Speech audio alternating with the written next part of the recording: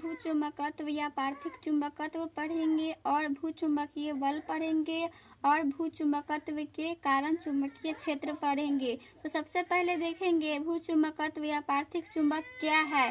तो इसमें हम एक चुंबक लेंगे जो होगा नॉर्थ और साउथ की ओर जाएगा। तो इसमें साउथ का जो होता है चुंबक क्षेत्र वो आउटपुट बाहर की ओर होता है और नॉर्थ का होता है वो आउटपुट अंदर की ओर आता है। तो यही है भूचुंबकीय या पार्थिव चुंबक का क्षेत्र, इसका फिगर है। तो इसमें देखेंगे पृथ्वी एक चुंबक की भांति व्यवहार करती है। पृथ्वी के चुंबकत्व को भूचुंबकत्व कहते हैं। तो इसका एक भूचुंबकीय का फर्स्ट स्टेप है क्षैतिज तल में घूमने के लिए स्वतंत्र चुंबक का उत्तर दक्षिण दिशा में ठहरता है। तो इसका देखेंगे क्षैतिज तल में घूमने के लिए स्वतंत्र चुंबक सदैव उत्तर दक्षिण दिशा में ठहरता है। साउथ नॉर्थ जो होता है वो उत्तर दक्षिण दिशा में भूचुंबकीय क्षेत्र वो सदैव डिनोट करता है। तो यह तभी संभव है जब पृथ्वी चुंबक की भांति कार्य करे। तो इसमें हम एक समान चुंबकीय क्षेत्र लिए हैं और जिसको बोलते हैं मैग्नेटिक फील्ड, इसको बी फैक्टर से डिनोट किए और इस पर हम लिए हैं एक समान चुंबकीय क्षेत्र पर एक चुंबक क्षेत्र लिए हैं जो साउथ और नॉर्थ है। तो नॉर्थ पर जो इस पर बल लगेगा आउटवर्ड वो बाहर की ओर लगेगा, तो इसको एम एन बोलेंगे, नॉर्थ बोलेंगे एम एन। और साउथ का जो होगा आउटवर्ड बाहर की ओर लगेगा तो इसको बोलेंगे एम बी। तो इसमें आपको क्या देखना यही है कि चुंबकीय क्षेत्र जो होता है वो उत्तर दक्षिण दिशा में ठहरता है। तो इसका ये फिगर था। अब दूसरा स्टेप है पृथ्वी के अंदर उत्तर दक्षिण दिशा में गड़े लोहे की छड़ पर चुंबक बन जाता है। इसमें लिखेंगे लोहे की छड़ को उत्तर दक्षिण दिशा में गाड़ दिया जाए तो वह कुछ समय पश्चात चुंबक बन जाती है। यह तभी संभव है वो चुंबक की तरह भांति कार्य करे। और तीसरा है उदासीन बिंदु का अस्तित्व होना। तो चुंबक क्षेत्र रेखा खींचते समय उदासीन बिंदु प्राप्त होते हैं। उदासीन बिंदु पर परिणामी चुंबकीय क्षेत्र शून्य होता है। इस बिंदु पर चुंबक का चुंबकीय क्षेत्र अन्य चुंबकीय क्षेत्र से संतुलित हो जाता है। चूंकि चुंबक के पास अन्य चुंबक नहीं है अतः संतुलित करने वाला चुंबकीय क्षेत्र निश्चित रूप से पृथ्वी का ही चुंबकीय क्षेत्र होता है।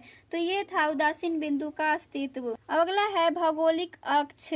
भौगोलिक ध्रुवों को मिलाने वाली रेखाओं को भौगोलिक अक्ष कहते हैं। यह पृथ्वी का घूर्णन अक्ष होता है जिसको बोलते हैं भौगोलिक अक्ष। अब देखेंगे भौगोलिक यामोत्तर।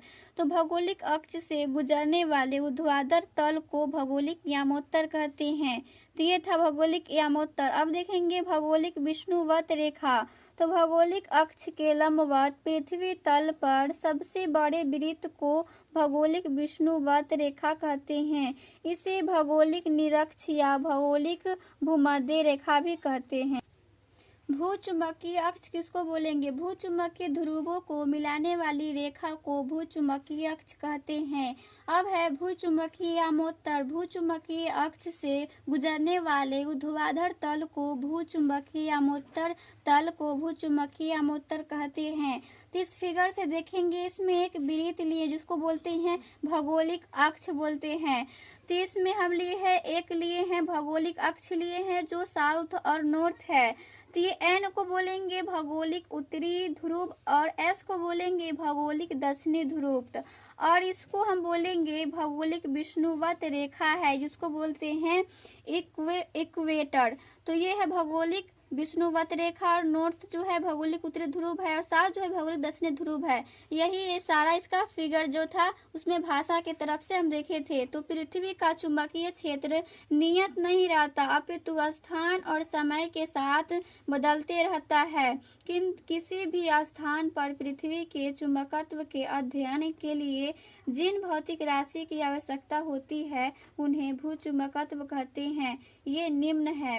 तो फर्स्ट है दिक्पात, और दूसरा है नमन कोण या नति कोण बोल सकते हैं, और तीसरा है पृथ्वी के चुंबकीय क्षेत्र की क्षैतिज तीव्रता। हम वृत्त लिए हैं, इसमें आपको देखना है कि दिक्पात किसको बोलेंगे, नमन कोण किसको बोलेंगे और क्षैतिज तीव्रता किसको बोलेंगे। तो एक हम वृत्त लिए हैं, इस पर हम क्या लिए हैं, चुंबक लिए हैं, जिसको बोलेंगे भौगोलिक अक्ष है। तो भौगोलिक अक्ष जो होता है वो नॉर्थ और साउथ होता है। तो एन जो होगा उसको बोलेंगे क्या, नॉर्थ बोलेंगे। एस जो होगा उसको क्या बोलेंगे, साउथ बोलेंगे। तो ये दक्षिणी ध्रुव है, ये उत्तरी ध्रुव है। जिसके हम मध्य एक द्विपात कोण खींचे हैं, जिसका मध्य कोण जो होगा 11.5 डिग्री होगा, इसको बोलेंगे चुंबकीय अक्ष है। तो इसमें चुंबकीय अक्ष में फिर 2 साउथ और नॉर्थ होगा। तो ये चुंबकीय उत्तर होगा और ये चुंबकीय दक्षिण होगा। और भौगोलिक अक्ष का नॉर्थ ध्रुव और साउथ ध्रुव है दक्षिणी ध्रुव का। तो यही इसका फिगर से समझे है, दिक्पात, नमन कोण या पृथ्वी चुंबकीय क्षेत्र। तो ये सारा इसका फिगर है। तो इसमें फिर से हम वही वृत्त लिए हैं और साउथ और नॉर्थ है इसका, इसको बोलेंगे चुंबकीय अक्ष। और ये चुंबकीय एस है, इसलिए बोलते हैं चुंबकीय दक्षिण, और इसको बोलेंगे चुंबकीय नली। इसमें हम चुंबकीय अक्ष लिए हैं। साउथ के लिए जो होगा मैग्नेटिक फील्ड के चुंबकीय सुई की तरफ ये डिनोट करता है। तो ये सारा इसका फिगर है। फर्स्ट में देखेंगे दिक्पात क्या है। तो किसी स्थान पर चुंबकीय यामोत्तर और भौगोलिक यामोत्तर के बीच के न्यून कोण उस स्थान का चुंबकीय दिक्पात या केवल दिक्पात कहते हैं। इसका मान स्थान स्थान पर बदलते रहता है। इसे डी से प्रदर्शित करते हैं, तो इसी को बोलते हैं दिक्पात, और दिक्पात को हम डी से प्रदर्शित करते हैं। तो फिगर इसका है, हम एक लिए हैं चुंबकीय यामोत्तर और इसके मध्य हम एक सुई रखे हैं नॉर्थ और साउथ, जिसको बोलेंगे चुंबकीय यामोत्तर। और इनके नॉर्थ और साउथ के बीच बनने वाला कोण को ही हम क्या बोलेंगे, दिक्पात बोलते हैं, जिसको हम डी से प्रदर्शित करते हैं। अब आगे देखेंगे नमन कोण या नति कोण, एंगल ऑफ डाई, किसको बोलेंगे, किसी स्थान पर ऊर्ध्वाधर तल चुंबकीय यामोत्तर में अपने गुरुत्व केंद्र पर घूमने के लिए स्वतंत्र चुंबक का चुंबकीय अक्ष गुरुत्व केंद्र से होकर जाने वाली क्षैतिज रेखा के साथ जो कोण बनाता है उस स्थान का नमन कोण या नति कोण कहते हैं।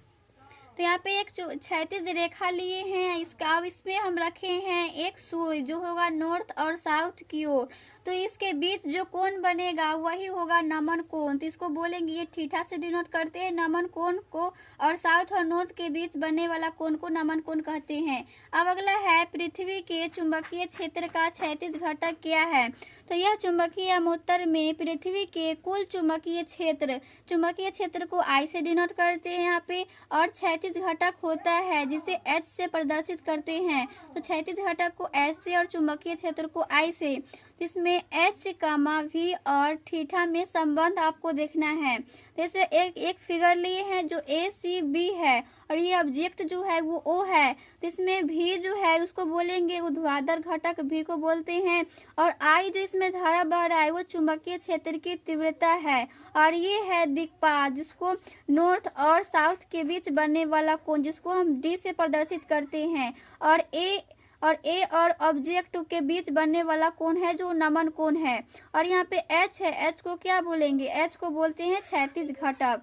अब इसमें संबंध देखना है। तो फर्स्ट है एच बराबर जो फार्मूला निकल के आएगा आई कॉस थीटा होगा, इसको मानेंगे समी 1, ये एच का था। और भी बराबर इसमें जो फार्मूला आएगा आई इंटू साइन थीटा आएगा जो ऊर्ध्वाधर घटक है, तो इसको मानेंगे समी 2। तो समी 2 से समी 1, तो समी 2 और समी 1 में भाग देंगे। तो समी 2 जो था भी बराबर जो था आई साइन थीटा था, और एच में जो था आई कॉस थीटा था। तो इसको भाग देंगे तो ये आई से आई कटेगा, तो भी बटा आई बराबर जो निकल के आएगा साइन बटा कॉस जो होता है वो टेन थीटा होता है। तो भी बराबर करेंगे, इसमें कैंची गुना करेंगे 1 मानकर, तो एच टेन थीटा आएगा। तो इसमें लिखेंगे समी 1 और थीटा को वर्ग करके जोड़ने पर, तो इसमें एच स्क्वायर प्लस भी स्क्वायर आएगा समी 1 में जो था, और बराबर इसको सबको हमको क्या करना है, स्क्वायर करना है, समी 1 और समी 2 को दोनों को मिलाकर। और समी 2 में जो था आई स्क्वायर कॉस थीटा का होल स्क्वायर प्लस आई स्क्वायर साइन थीटा का होल स्क्वायर, इसको जोड़कर और स्क्वायर किए हैं जिसको बोलते हैं वर्ग। तो इसमें आएगा एच स्क्वायर प्लस भी स्क्वायर बराबर आएगा आई स्क्वायर, दोनों में कॉमन है तो कॉमन लेंगे, cos square theta plus sine square theta. तो H square plus V square बराबर आएगा I square plus cos square theta plus sine square theta बराबर जो होता है वो 1 होता है। तो इसके जगह पर 1 रखे तो H square plus V square बराबर आई स्क्वायर, ये फार्मूला निकल के आया।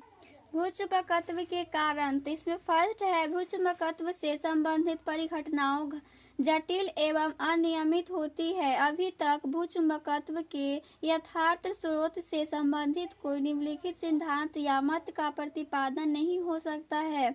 समय समय पर विभिन्न सिद्धांतों पर प्रतिपादन किया है जो निम्नानुसार है। तो फर्स्ट है सन 1600 सर विलियम गिलबर्ट ने मत रेखा की पृथ्वी के अंदर उसके केंद्र से होता हुआ एक बड़ा क्षण चुंबक इस प्रकार गाड़ा हुआ है, उसका उत्तरी ध्रुव दक्षिणी ध्रुव में एवं दक्षिणी ध्रुव उत्तरी गोलार्ध में तथा उसका चुंबकीय अक्ष भौगोलिक अक्ष के लघु कोण बनाता है। तो ये इसका फर्स्ट जो था। और किंतु पृथ्वी के अंदर ताप इतनी अधिक है, इसमें इतने अधिक समय में साथ ताप कोई पदार्थ चुंबकीय अवस्था में नहीं रह सकता। साथ ही चुंबकीय ध्रुवों की स्थिति नियत नहीं रहती अपितु बदलती रहती है, अतः यह मत अमान्य कर दिया गया है। और इसका दूसरा कारण है सन 1849 में ग्रोवर ने यह मत व्यक्त किया पर चुंबकीय की सूर्य की गर्मी के कारण विषुवत रेखा वायु गर्म होकर ऊपर उठती है तथा ध्रुवों की ओर बहती है। ध्रुवों की ओर बहते समय वायु विद्युत आवेशित हो जाते हैं। इस प्रकार पृथ्वी के पृष्ठ के होता है। पृथ्वी निकट विद्युत धाराओं के बहने के कारण पृथ्वी के अंदर उसके बाहरी तल के समीप उपस्थित लौह चुंबकीय पदार्थों चुंबकीय हो जाते हैं, जिसके कारण पृथ्वी चुंबक के समान व्यवहार करने लगता है। इसका दूसरा कारण था। तीसरा कारण है पृथ्वी के अंदर कई चालक द्रव्य अवस्था में हैं। पृथ्वी के घूर्णन के कारण चालक द्रव्य में उपस्थित घूमते हुए आयन धारा रूप का निर्माण करते हैं, जिससे चुंबकीय क्षेत्र उत्पन्न हो जाता है। अतः पृथ्वी चुंबक की भांति व्यवहार करता है। तो ये था भूचुंबकत्व का चौथा। अब चौथा देखेंगे कारण। कॉस्मिक किरणें पृथ्वी के वायुमंडल की गैसों को आयनिक कर देती है, जिससे पृथ्वी की वायुमंडल में हमेशा गमन विद्यमान हो जाते हैं। इन रहते हुए पृथ्वी के घूर्णन के कारण ये आयन विद्युत धाराओं का निर्माण करते हैं। इसे पृथ्वी चुंबकत्व की भांति